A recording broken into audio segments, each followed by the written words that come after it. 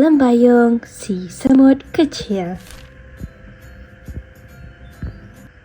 Di bawah akar sebatang pokok besar yang rindang, tinggal sebuah koloni semut yang sibuk dan riang. Setiap pagi, cahaya matahari menembusi celah-celah daun, menerangi semut-semut yang keluar dari sarang, membawa daun hijau, biji-biji kecil dan sisa buah yang ditinggalkan oleh haiwan lain. Mereka bekerja bersama-sama dengan penuh semangat dan keceriaan. Namun, di sebalik kesibukan itu, terdapat seekor semut kecil bernama Lembayung. Tubuhnya kecil, tenaganya lemah dan dia sangat merendah diri. Dia sering memerhati rakan-rakannya yang cekap mengangkat daun-daun besar, sedangkan dia sendiri bergelut walaupun dengan sehelai daun kecil. Lembayung sering duduk di atas akar pokok sambil termenung. Walaupun hatinya ingin menjadi berguna dan berkuasa, dia tidak tahu bagaimana caranya. Setiap pagi, dia bangun dengan sedikit semangat. Tetapi semangat itu cepat pudar apabila dia mula bekerja dan menyedari keterbatasannya. Suatu hari, Lembayung cuba mengangkat sehelai daun kecil.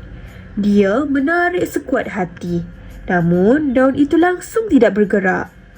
Namun semut-semut lain mengangkat daun yang jauh lebih besar dengan mudah. Lembayung menarik nafas panjang, lalu duduk di atas batu kecil sambil mengeluh. Kawan baiknya, Bibi, menyedari perbuatan Lembayung. Dia duduk di sisi Lembayung dan berkata dengan lembut, "Lembayung, semua semut bermula dengan sesuatu yang kecil. Kau cuma belum temui apa yang menjadikan kau istimewa." Namun, Lembayung hanya menggiling perlahan. Bibi tersenyum. Tetapi, Lembayung tetap memandang tanah dengan hati yang berat. Dia tidak tahu bahawa hidupnya akan berubah tidak lama lagi. Sejak hari itu, Lembayung semakin pendiam. Dia menjauhkan diri apabila semut lain berkumpul untuk bekerja atau bermain. Dia sering duduk sendirian di luar pintu sarang, memerhati dari jauh. Dia melihat Sora mengangkat roti besar, Bibi menyusun daun dan semut-semut lain ketawa bersama. Hatinya semakin sayu. Lembayung mula percaya bahawa dirinya hanya menyusahkan. Hari demi hari, dia semakin menyendiri. Seolah-olah hidup dalam dunia kecil yang sunyi, walaupun koloni semut sentiasa meriah. Pada suatu pagi yang tenang, Lembayung berjalan menyusuri tebing sungai yang jernih, tempat yang sering menenangkan hatinya. Angin lembut meniup daun-daun dan bunyi air yang mengalir membuatkan dia terasa sedikit lega. Tiba-tiba, satu cahaya hijau berkilauan memantul tepat ke matanya. Ting! Lembayung terhenti. Cahaya itu datang dari celah dua batu besar yang dilitupi lumut. Cahaya tersebut lebih terang dan hidup daripada cahaya matahari biasa. Dengan penuh berhati-hati, Lembayung menghampiri. Walaupun takut, rasa ingin tahunya lebih kuat. Di celah batu itu, dia melihat sesuatu yang berkilau hijau. Dia mengulurkan tangan kecilnya dan menyentuhnya. Zing! Serta-merta, tangannya terasa hangat. Badannya menjadi ringan dan satu rasa aneh berdesir ke seluruh tubuhnya. Lembayung terkejut lalu melompat ke belakang. Dia cuba mengangkat batu kecil di situ dan terasa sangat mudah. Seolah-olah satu tenaga luar biasa mengalir ke dalam tubuhnya, menjadikan badannya lebih kuat dan ringan daripada biasa. Dia melompat tinggi, berlari tanpa penat dan mengangkat daun yang sebelum ini terlalu berat untuknya. Lembayung ketawa girang. Dia tahu sesuatu yang luar biasa telah berlaku. Dengan penuh teruja, Lembayung berlari pulang ke koloni. Batu hijau itu disimpan rapi. Setibanya di sana, semut-semut lain terkejut melihatnya mengangkat daun besar dengan mudah. Mereka berkumpul, kagum dan memuji Lembayung. Namun, jauh di sudut hatinya, Satu suara halus berbisik, "Jangan terlalu bangga, Lembayung. Kekuatan itu bukan milikmu sepenuhnya." Lembayung mengabaikannya. Hari demi hari, dia mula berasa dirinya paling hebat. Nasihat suara dan bibir tidak diendahkan.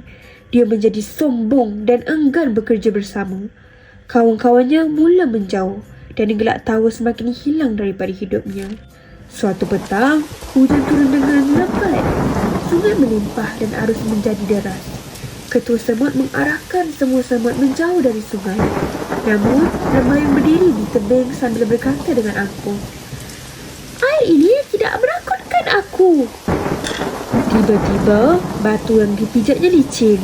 Lembayung tergelincir dan dihanyutkan arus. Dia cuba berpaut tetapi gagal. Bibi dan Sora melihat kejadian itu lalu terus menjerit, "Lembayung, pegang kuat!" Semut-semut lain yang berada di sekitarnya terus pantas bertindak untuk cuba membantu. Mereka bekerjasama mengikat benang rumput dan menarik Lembayung ke atas. Lembayung terduduk. Air mata mengalir di pipinya.